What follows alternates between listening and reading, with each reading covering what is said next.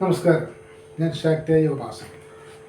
സജ്ജനങ്ങളുമായിട്ട് നമ്മളിന്ന് ചർച്ച ചെയ്യുന്ന വിഷയം പൂരുരുട്ടാതി നക്ഷത്ര ജാതർക്ക് ഏകദേശം 44 വയസ്സ് മുതൽ 51 വയസ്സ് വരെയുള്ള കാലഘട്ടത്തിൽ അവരുടെ ജീവിതാനുഭവത്തിൽ വരാനിടയുള്ള കേതൂർ ദശാകാലത്തിലെ സംബന്ധിച്ച ഗുണദോഷ ഫലങ്ങളെക്കുറിച്ചാണ്. ഏതൊരു പൂരുരുട്ടാതി നക്ഷത്ര ജാതനും വ്യാഴദശയിലാണ് ജനിക്കുന്നത്. വ്യാഴദശയിലെ കാലദൈർഘ്യം എന്ന് പറയുന്നത് 16 വർഷമാണ്. എന്നാൽ പൂരുരുട്ടാതി നക്ഷത്രജാതൻ ജനിക്കുന്ന സമയത്തെ ആശ്രയിച്ച് ചിലപ്പോൾ വ്യാഴദശ എന്ന് പറയുന്നത് 16 വർഷം കിട്ടാം, 16 ദിവസം കിട്ടാം, ഇങ്ങനെയുള്ള വ്യത്യാസങ്ങൾ ഉണ്ടാകാം. നമ്മൾ ഈ വീഡിയോയ്ക്ക് വേണ്ടിയിട്ട് വ്യാഴദശാകാലം ഏകദേശം 16ൻ്റെ പാതി 8 വയസ്സ് വരെ എന്നൊരു കണക്കെടുക്കുക. അങ്ങനെ എടുത്തു കഴിഞ്ഞാൽ ഏതൊരു പൂരുരുട്ടാതി നക്ഷത്രജാതനെ സംബന്ധിച്ചും വ്യാഴദശാകാലം എന്ന് പറയുന്നത് 8 വയസ്സ് വരെയും, അത് കഴിഞ്ഞ് 8 വയസ്സ് മുതൽ 27 വയസ്സ് വരെ ശനിദശാകാലവും, 27 വയസ്സ് മുതൽ 44 വയസ്സ് വരെ ബുധദശാകാലവും, 44 വയസ്സ് മുതൽ ഏകദേശം 51 വയസ്സ് വരെ കേതൂർ ദശാകാലവുമാകും. ഇതൊരു ഏകദേശ കണക്കാണ്. ഇതിൽ ഓരോരുത്തരുടെയും ജാതകം ഗണിച്ചു വരുമ്പോൾ അതിൽ ചെറിയ ചെറിയ മാറ്റങ്ങൾ ഉണ്ടായേക്കാം. ഇനി ഈ കേതൂർ ദശാകാലത്തെക്കുറിച്ച് നമ്മൾ പറഞ്ഞു. കേതൂർ ദശാകാലം എത്ര വയസ്സ് മുതലായിരിക്കാം ഏകദേശം പൂരുരുട്ടാതി നക്ഷത്രജാതർക്ക് വരിക എന്ന് ചോദിച്ചു കഴിഞ്ഞാൽ ഏകദേശം 44 to 51. കേതൂർ ദശ എന്ന് പറഞ്ഞാൽ 7 വർഷമാണ്.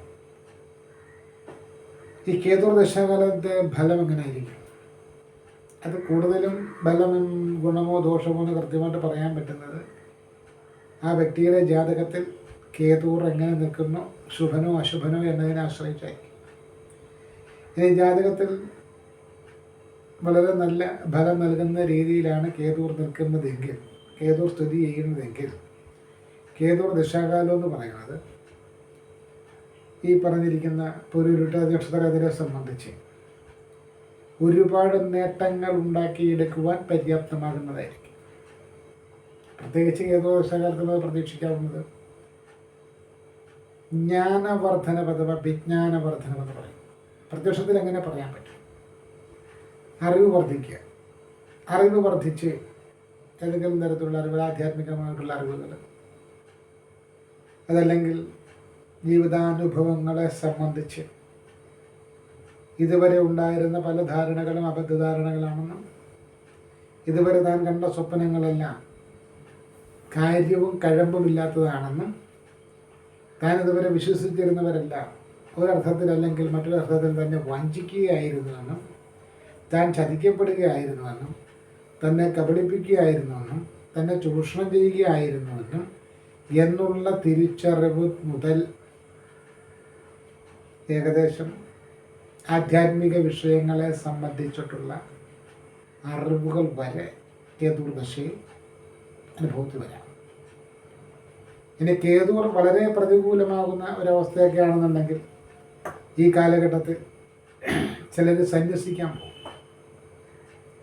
ആ സന്യാസമൊന്നും അതൊന്നും പൂർത്തീകരിക്കാൻ പറ്റില്ല.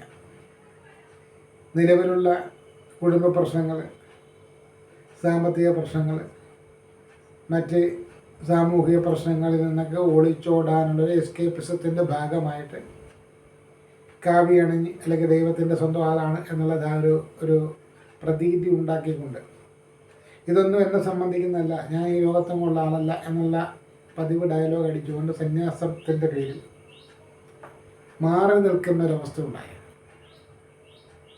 ഇനി അതുമല്ല, പൂജാതി കർമ്മങ്ങളുമായിട്ട് ബന്ധപ്പെട്ട് പോവുകയാണെങ്കിൽ കേതൂറിനെ കൊണ്ട് ദുർമൂർത്തികളുടെ പൂജകൾ ചെയ്യാനിട വരും.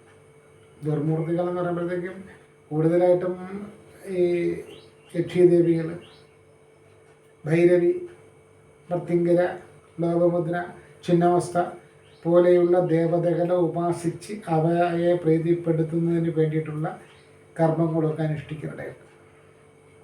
സാധാരണക്കാരനെ സംബന്ധിച്ച് ബലം വരുമ്പോൾ ഏതെങ്കിലുമൊക്കെ സംഘടനകൾക്ക് സാക്ഷിയായിട്ട് വന്നേക്കാം. ജീവിതത്തിൽ, കുടുംബത്തിലായാലും പുറത്തായാലും ഏതെങ്കിലും വലിയ അപകടങ്ങൾക്ക് സാക്ഷിയായിട്ട് വന്നേക്കാം. ഇല്ലെങ്കിൽ ഇവർക്ക് തന്നെ സംഭവിക്കാന്നുള്ളത് വേറെ കാര്യം. ആയുധ പ്രയോഗം കൊണ്ടുള്ള മുറിവുകൾക്ക് സാധ്യതയുണ്ട്. ഇടിമിന്നൽ, വൈദ്യുതി അല്ലെങ്കിൽ വാഹനങ്ങളെ സംബന്ധിക്കുന്ന അപകടങ്ങൾ ഇവയുമൊക്കെ ഉണ്ടാകാനിടയുണ്ട്. ഷോർട്ട് കട്ടിലൂടെ, കുറുക്കു വഴികളിലൂടെയുള്ള നേട്ടങ്ങൾക്ക് വേണ്ടിയിട്ടുള്ള പരിശ്രമം ഉണ്ടാകും. പ്രത്യേകിച്ച് പിൻവാതിൽ നിയമനത്തിൽ എത്തിപ്പെടുക, എന്തെങ്കിലുമൊക്കെ വിട്ടുവീഴ്ചകൾ ചെയ്യുന്നതിൻ്റെ ഭാഗമായിട്ട് കിട്ടുന്ന സ്ഥാനമാനങ്ങൾ മാനം വിറ്റ് പണം തേടിക്കൊണ്ടാൽ മാനക്കേട പണം തീർത്തുകൊള്ളും എന്ന് പറയുന്നത് പോലുള്ള അവസ്ഥ. തന്നെ വിറ്റുകൊണ്ട്, തന്നെ പണയം വെച്ചുകൊണ്ട്, തൻ്റെ വ്യക്തിത്വം അടിയറവ് വെച്ചുകൊണ്ട് ഏതെങ്കിലുമൊക്കെ നേട്ടങ്ങൾ ഉണ്ടാക്കിയെടുക്കുന്ന ഒരവസ്ഥ. അതോടൊപ്പം തന്നെ ചിന്താക്ലേശം.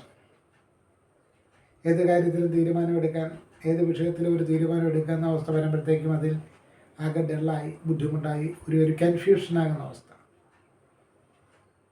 നമ്മളെക്കാളും താഴ്ന്നവരെന്ന് പറയുന്നത് ജാതീയമായിട്ടോ വിദ്യാഭ്യാസപരമായിട്ടോ സാമ്പത്തികമായിട്ടോ ഏത് തരത്തിലും ആവാം, അത്തരക്കാരുമായിട്ട് ഏതെങ്കിലും തരത്തിലുള്ള ബന്ധങ്ങളും വീഴ്ചകളും വരിക, ഇങ്ങനെയൊക്കെയുള്ളൊരു ബലസാധ്യതയാണ് കേതൂറിനെ സംബന്ധിച്ച് പറയാൻ പറ്റുക.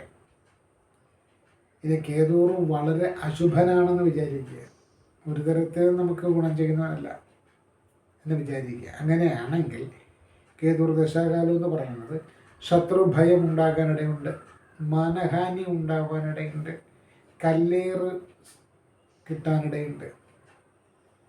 അതോടൊപ്പം തന്നെ മൂത്രാശയ സംബന്ധമായിട്ടുള്ള ആന്തരിക അവയവങ്ങളുമായിട്ട് ബന്ധപ്പെട്ടിട്ടുള്ള രോഗദുരിതങ്ങൾ, ദേശം വിട്ട് തന്നെ ചിലപ്പോൾ പോകേണ്ടി വന്നേക്കാം, നാടും നഗരവും വിട്ട് തന്നെ സഞ്ചരിക്കേണ്ടി വന്നേക്കാം, ഒളിവിൽ താമസിക്കേണ്ടി വന്നേക്കാം. ഒളിവിൽ എന്ന് പറഞ്ഞു കഴിഞ്ഞാൽ പോലീസുകാരെ അല്ലെങ്കിൽ നിയമത്തെ ഭയന്ന് താമസിക്കുന്ന മാത്രമല്ല അർത്ഥം. കടബാധ്യതകൾ കൊണ്ട് കടക്കാരെ ഭയന്ന് മറ്റൊരു സ്ഥലത്ത് പോയി താമസിക്കേണ്ടി വന്നാലും ഈ ഫലങ്ങൾ അതിനോട് ചേർന്ന് വരുന്നതാണ്.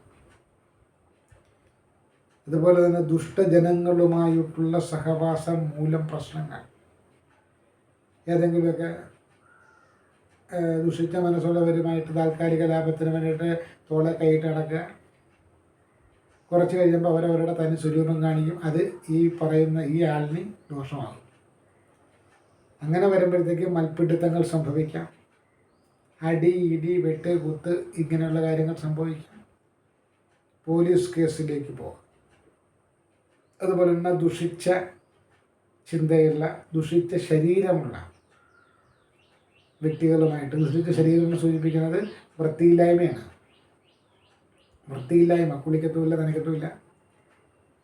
അതുപോലെ തന്നെ ഒന്നിലധികം ശാരീരിക പങ്കാളികളുള്ളവരുമായിട്ടുള്ള സൗഹൃദവും വീഴ്ചയും ഈ കാലഘട്ടത്തിൽ പ്രതീക്ഷിക്കാം. അതൊക്കെ ഈ പ്രതീക്ഷിക്കാമെന്ന് പറയുന്നതെല്ലാം ഗുണകരമാണെന്ന് തെറ്റിദ്ധരിക്കരുത്. ഇവയൊക്കെ കൊണ്ട് തിരിച്ചടികളുടെ പുറത്ത് തിരിച്ചടികളായിരിക്കും വരിക. ആരോഗ്യഹാനി വരിക, നാണക്കേടും മാനക്കേടും വരിക, രഹസ്യാത്മക സ്വഭാവത്തോടു കൂടെ ചെയ്യുന്ന ഏതൊരു കാര്യവും പുറത്തറിയുക, കടബാധ്യതകളെ സംബന്ധിച്ച് അവമാനം സഹിക്കേണ്ടി വരിക, കടബാധ്യതകളുമായിട്ട് ബന്ധപ്പെട്ട് ധനകാര്യ സ്ഥാപനങ്ങളിൽ നിന്ന് ജപ്തി നടപടികൾ ഉണ്ടാവുക. ചുരുക്കത്തിൽ ഒരു മനസ്സമാധാനവും ഇല്ലാത്ത അവസ്ഥ, അതിനോടൊപ്പം രോഗദുരിതം കൂടെ വന്നാലോ.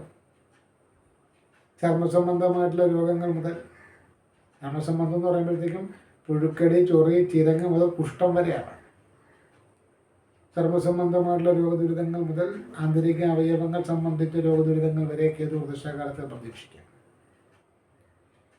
കേതൂർ പൊതുവെ ശുഭനാണെന്നൊക്കെ തോന്നും, അല്ലെങ്കിൽ കേതൂറിൻ്റെ ജാതകത്തിലുള്ള സ്ഥിതി വെച്ചുകൊണ്ട് നമ്മൾ നോക്കുമ്പം ചിലപ്പോൾ അനുകൂലമാണെങ്കിൽ ഈ വളരെ ഗുണം കിട്ടുമെന്നൊക്കെ തോന്നിയേക്കാം. പക്ഷേ എന്നാലും എന്തെങ്കിലും ഒരു നിയമപ്രതിസന്ധി വരും, ഒരു ജാമ്യത്തിനെങ്കിലും നമ്മളൊന്ന് പോലീസ് സ്റ്റേഷനോ കോടതിയോ കയറേണ്ടുന്ന ഒരു സാഹചര്യം ഇദ്ദേഹം കൊണ്ട് സൃഷ്ടിച്ച് നിർത്തിയേക്കാം. അതുപോലെ തന്നെ സാഹസികത കാണിക്കേണ്ടി വരും. അതിസാഹസികത ആകാതായിരിക്കും, ശ്രദ്ധിക്കണം കേട്ടോ.